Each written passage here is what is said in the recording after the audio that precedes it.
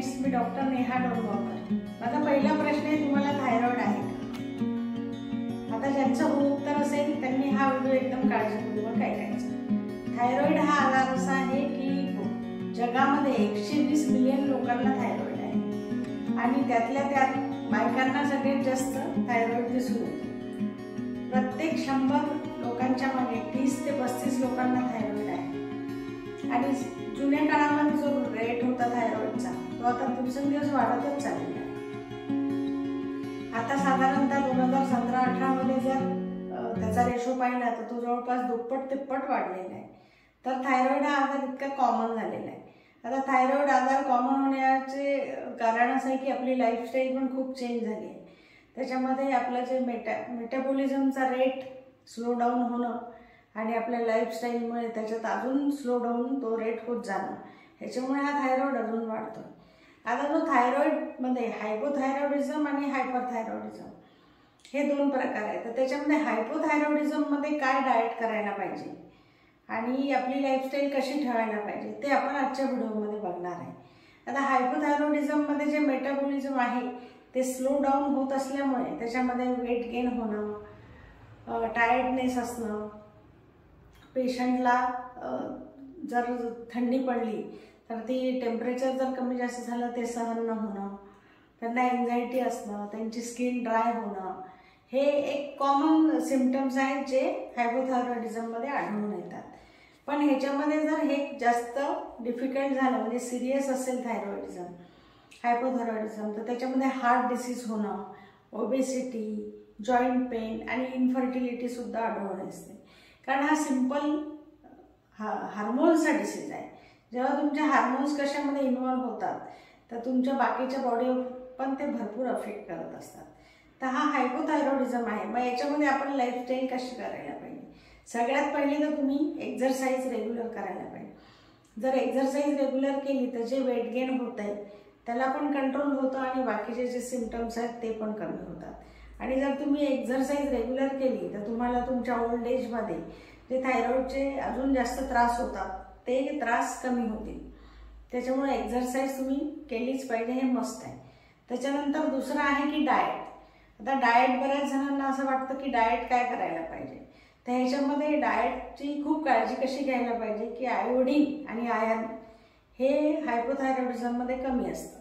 मग आयोडीन आणि आयर्न हे जर कमी आहे तर तुम्ही द्यायचं प्रमाण ज्याच्यामध्ये आहे ते भरपूर प्रमाणात घ्यायला पाहिजे। आणि दुसरं जे आहे थर्ड हार्मोन गायट्रोजेन, तर गायट्रोजेन ज्याच्यामध्ये जास्त आहे तर गायट्रोजेनिक फूड मात्र अवॉइडच करायला पाहिजे। आता गायट्रोजेनिक फूड काय आहे तर गायट्रोजेनिक फूडमध्ये येतं कॅबेज म्हणजे कॉलीफ्लॉवर, कॅबेज म्हणजे फुलकोबी, पत्ताकोबी, ब्रोकोली, सोया फूड, हे सगळं तुम्हाला कंप्लीट अवॉइड करावं लागतं। हे अवॉइड केलं की मग तुमचा हायपोथायरॉइडिझम बऱ्यापैकी कंट्रोलमध्ये राहते किंवा त्याला मदत होते।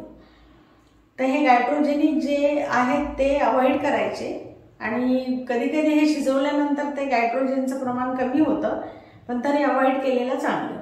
आता गायट्रोजेनिक बाकीचं दुसरे काय आहे फ्रूट्स, तर फ्रूट्समध्ये ड्रायफ्रूटमध्ये बदाम, ॲप्रिकॉट, त्याच्यानंतर पीच, रास्बेरी, स्ट्रॉबेरी, हे सगळे जे फ्रूट आहेत ह्याच्यामध्ये पण गायट्रोजेनचं प्रमाण जास्त असतं। त्याच्यामुळे ज्यांना हायपोथायरॉइडिझम आहे त्यांनी हे फ्रूट अवॉइड करायला पाहिजे। आता दुसरं महत्त्वाचं आहे ग्लुटन। तर बऱ्याचदा हायपोथायरॉइडिझममध्ये ग्लुटनमुळे त्यांचं वेट गेन पण होतं आणि ग्लुटनमुळे जे हार्मोन्स आहेत तर त्याच्यामध्ये फरक पडतो। तर ग्लुटनमध्ये काही लोकांना सिलियाक डिसीज असतो ज्याच्यात ग्लुटनचं इंटॉलरन्स असतं। मग त्याच्यामुळे तुमचं मेटाबॉलिझम अजून स्लो डाऊन होतं। तर त्याच्यामुळे शक्यतो तुम्ही जर ब्रेड, पास्ता हे जर खात असाल तर त्याच्यात होल ग्रेनमध्ये जो येतो ब्रेड तो खायला पाहिजे।